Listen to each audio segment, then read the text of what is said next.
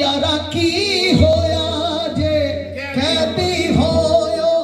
सदा नी कैदी रहना की होया जे कैदी होयो सदा नी कैदी रहना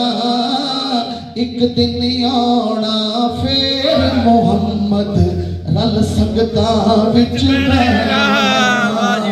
एक दिन आना फिर मोहम्मद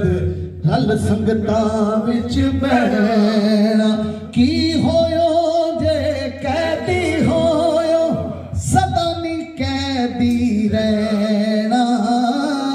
एक दिन आना फिर मोहम्मद रल संगता विच बहना ते दुनिया ते जिहड़ा कम नहीं आया। वाह वाह वाह, क्या बात है।